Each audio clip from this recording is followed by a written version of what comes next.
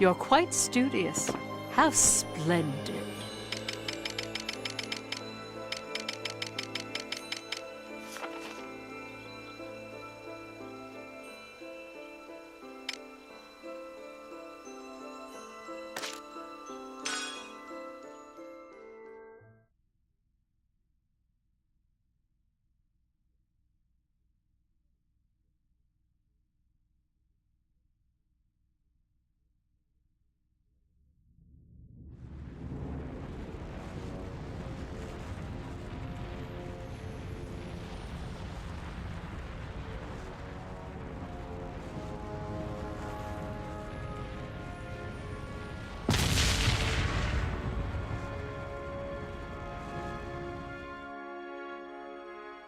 What glorious firepower!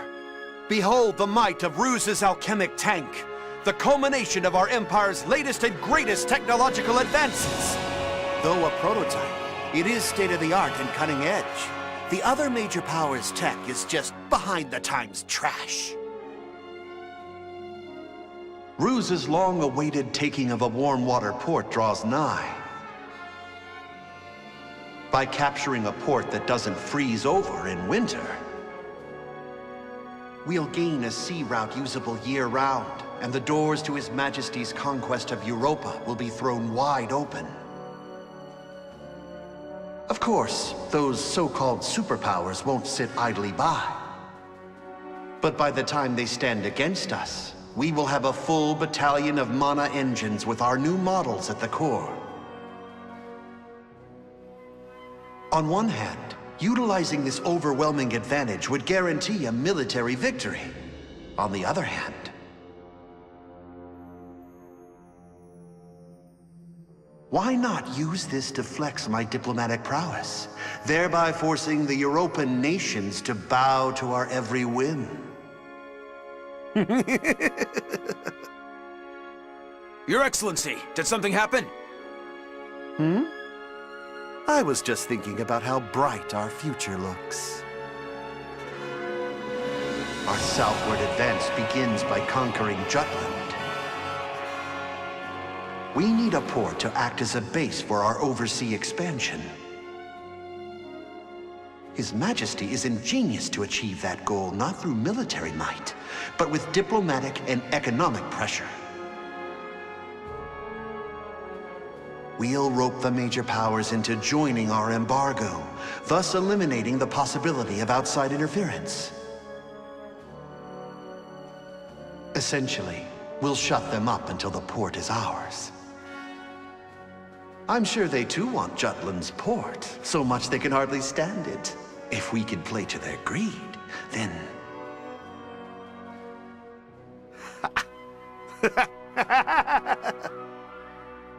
All the world's a stage, and His Majesty said it just for me.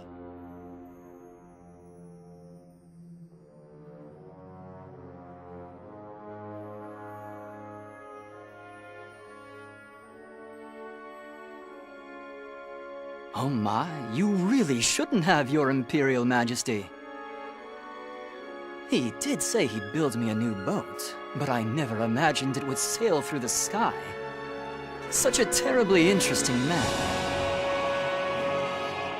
A European conquest's most critical battles will be on land. I can't exactly go anywhere with this tank, but I can fly over terrain that meets the right conditions.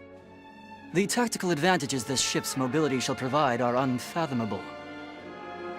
Granted, there may be some unforeseen obstacles in operating untested mana weaponry. Quick wits and creative thinking will be key to effectively dealing with such hiccups.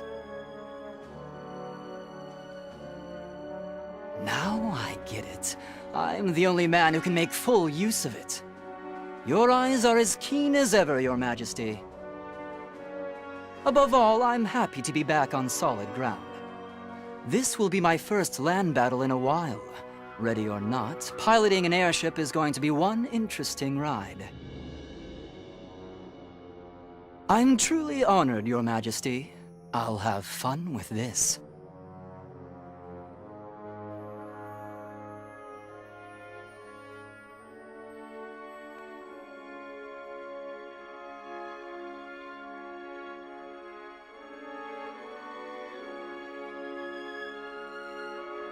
Magnificent. What a beautiful, graceful tank. This truly is art. Wouldn't you agree? Yes, Your Excellency. Its design has intellectual elegance. I can't imagine a more fitting tank for you, Grand General. Whomever stands in your way shall be instantly crushed. I can't have it end in an instant. What do you mean, sir? Listen well. This tank will showcase the technological power of Greater Ruse to the major powers, to the world. This is a symbol of our Empire's military prowess. So, in order to enhance His Majesty's dignity, and to plant the seeds of fear toward the Empire, I must make an example of the enemy, bind them slowly, and make them suffer as I torture them to death. I'll show everyone across the globe what happens if you defy His Majesty in the most cruel manner I can conceive. Of course, I'll allow you to assist as well. Look forward to it. Yes, sir. Your Excellency's generosity knows no bounds.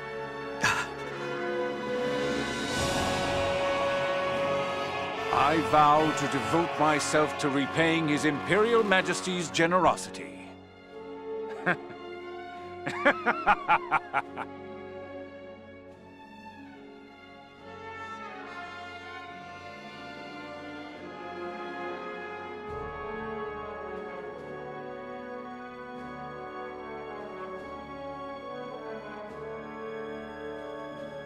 Almost complete. Excellent. This is the height of Rusi mana technology. This new tank looks like a vengeful metal god. The world will finally be ours. Ruse's rise begins today. But a soldier's job isn't solely to invade, to conquer.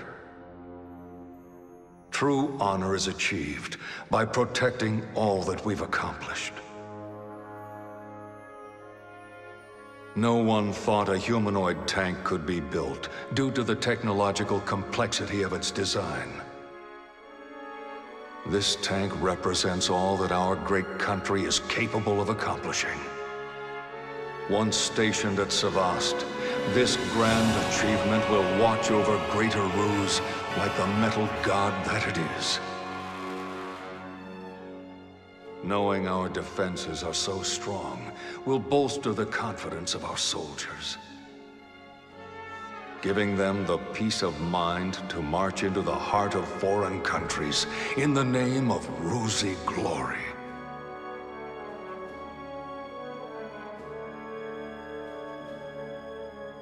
With this, Claudius, the day you finally conquer the world draws nearer.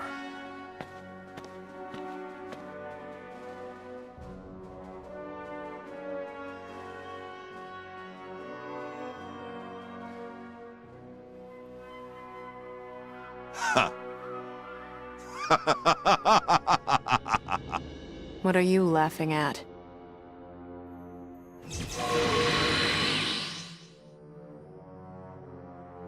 I foresee my journey's end, the Empire's final destination. Beneath your eyelids? Correct. My mind's eye blazes the trail. I need only follow. You have seen the future? I am a planner, not a prophet. My destiny shall be made manifest, because I will pave the way with my own hands. Huh. Someone fated to wander for eternity would never understand. Indeed, I do not. To me, those who are fated to die are but a figment that will disappear in the blink of an eye. No matter how much humanity struggles, they cannot overturn that law. No matter what you achieve, it all ends once you die. You cannot achieve anything after you have turned to dust. Knowing that, it is foolish to struggle. Yet, It is also foolish to struggle not knowing that. Humans are foolish from the day they are born. Then what does that make you, having fallen so low as to be a foolish human's plaything? Have you no answer, or do you not wish to share it? Those eyes, so you do have emotions.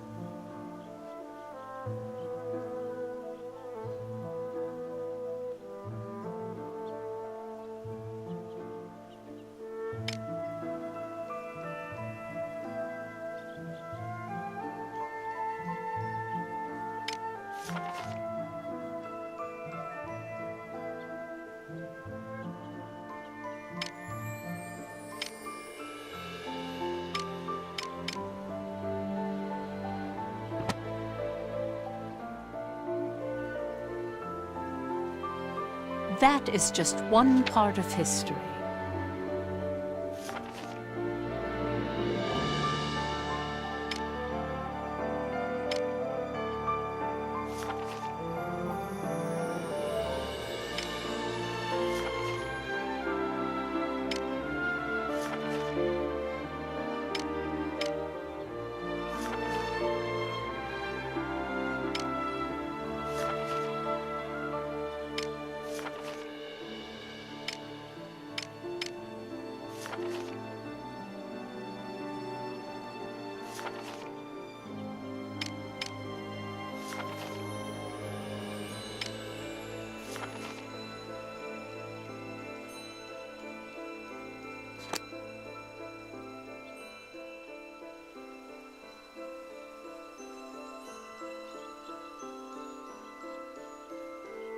Then allow me to continue.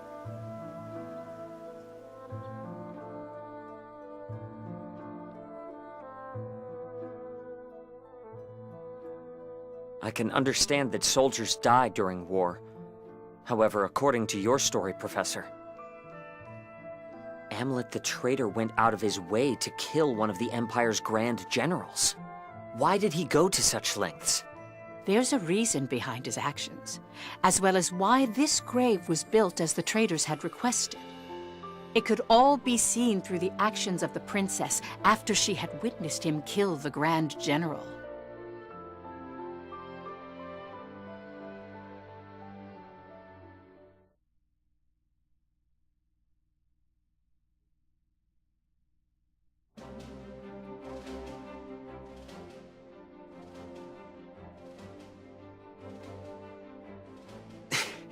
Why don't we catch our breath? Nay, I will carry on.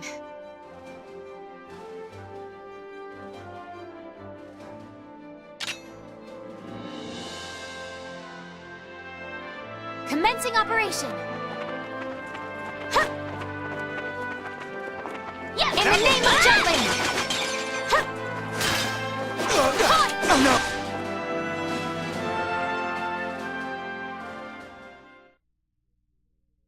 You mustn't push yourself too hard. Our next operation approaches. I must prove myself by then. During our first mission, I was not but a burden. I wished for my mind to be as well honed as this blade. Only then will my soul know peace. Are you referring to the soldier you slayed? My dreams have been haunted by that moment. That, however, is because I knew so little of combat. One who mourns the death of an enemy has no place in war. Because I have declared to my people that I will continue to stand at the front lines, I cannot allow my heart to falter. They say to pity a starving, dying animal is to show great empathy. But to show great empathy means to put yourself at risk. Wild animals do not worry for other wild animals. To them, life is the never-ending struggle to survive, to find food. It's the same for us on the battlefield. There's no room for empathy. 'Tis a harsh world we live in. Indeed it is.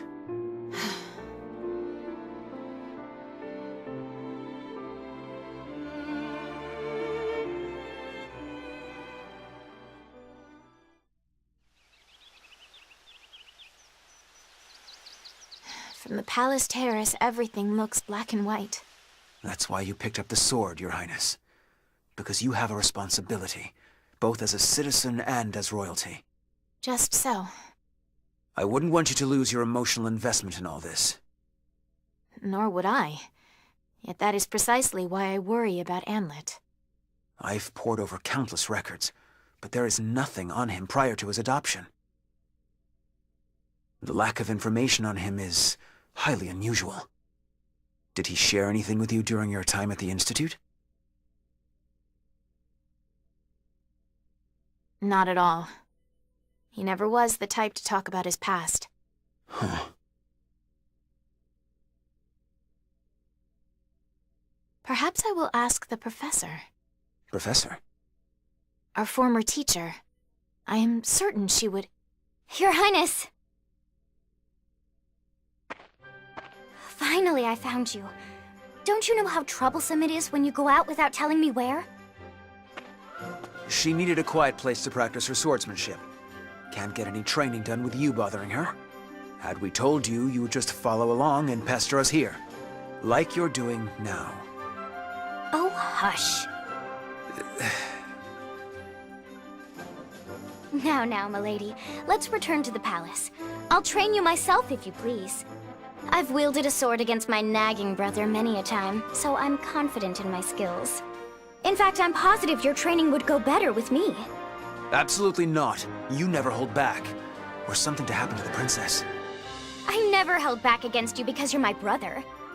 If that wasn't obvious, it's no wonder you can't find love, despite sharing some of my good looks.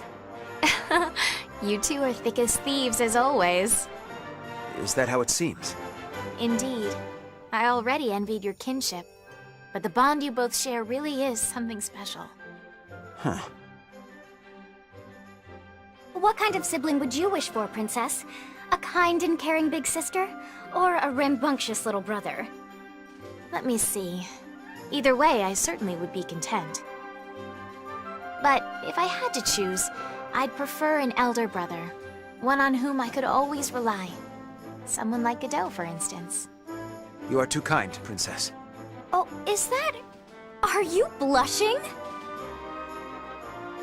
We should return to headquarters. It's nearly time to discuss our next operation. Already? I was so engaged in our practice, I suppose I lost track of the hour. Let us go then. Good day to you, Miranda.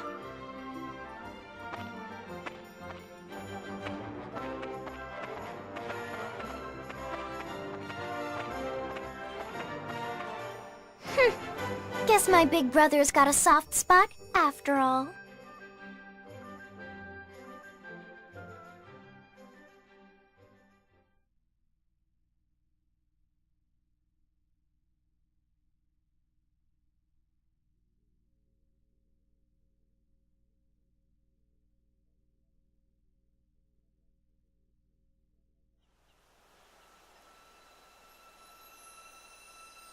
You're quite studious.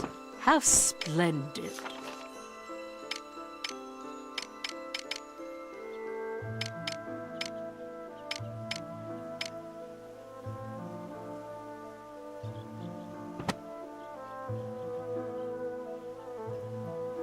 This is a true story.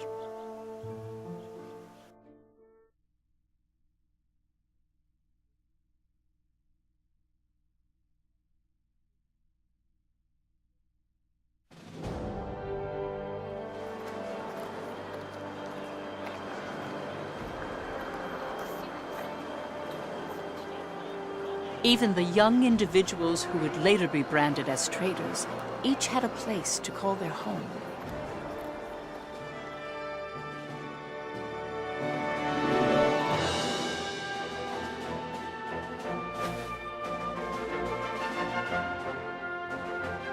Fried Eriksson was a columnist who earned his acclaim by often contributing to famous newspapers. His provocative pieces stimulated patriotism in people and led the citizenry of Jutland toward jingoistic tendencies.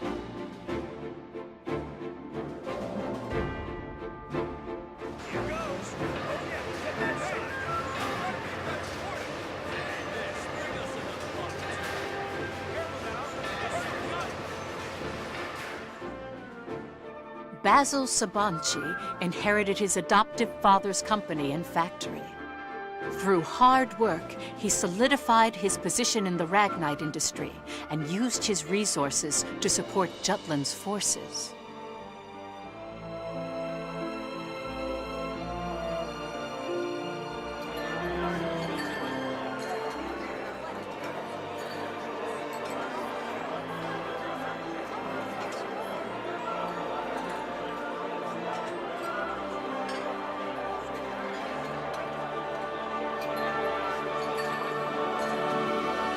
Violet Sand was in military intelligence, although no detailed records of her remain. She had infiltrated and gathered intel on not only the Ruzi Empire, but various other world powers all by herself. The facts surrounding her only came to light in recent years due to more in-depth investigation and research techniques.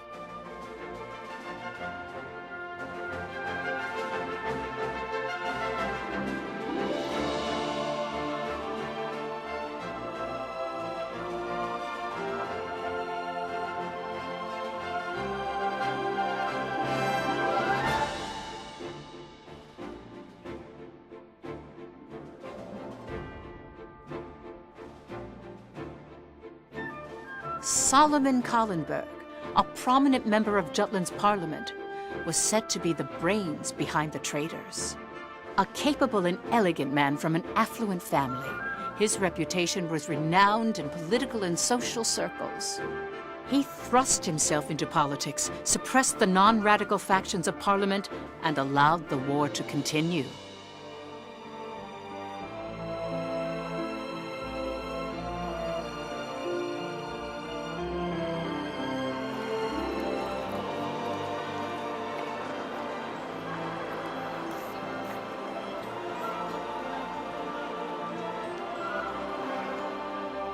Amlet Gronkir's facade is well documented through his victorious achievements during the war. The young hero who led the anti-Valkyria squad. Without him, the Liberation War would not have been won. As you can see, they all have different facets. Knowing each one will bring us closer to the truth behind the traitors.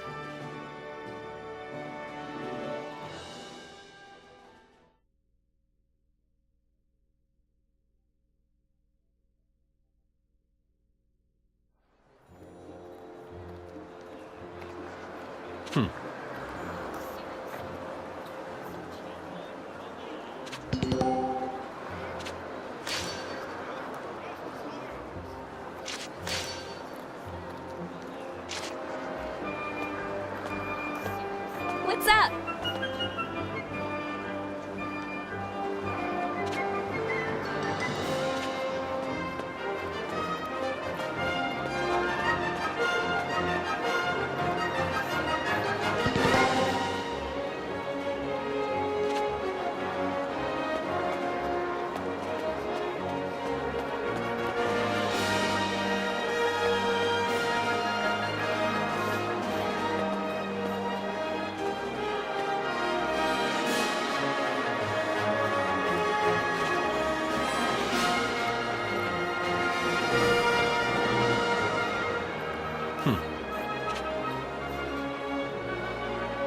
Nice.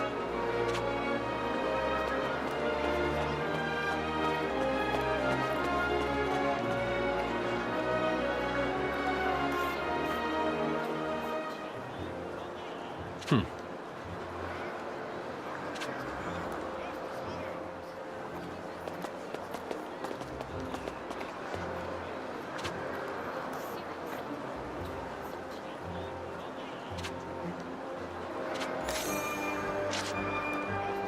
on in.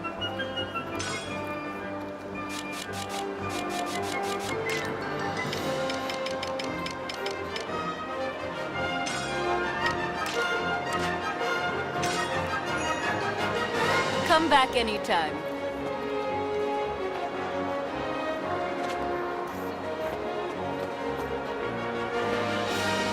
Welcome.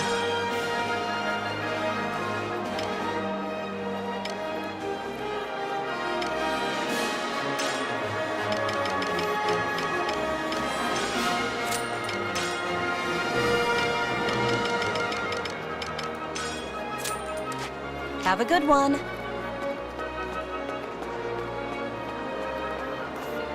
How are you?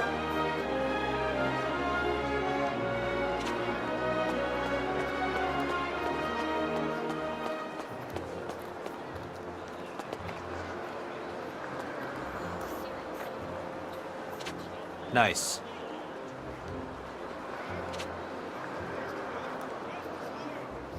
Yeah.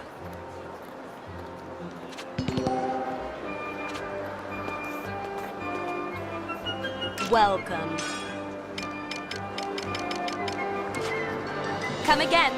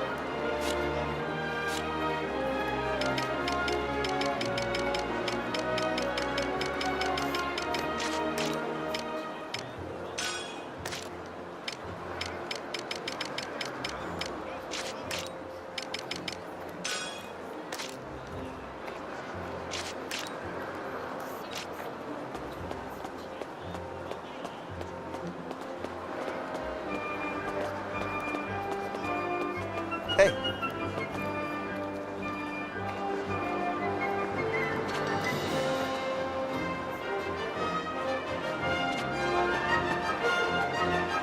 Yo.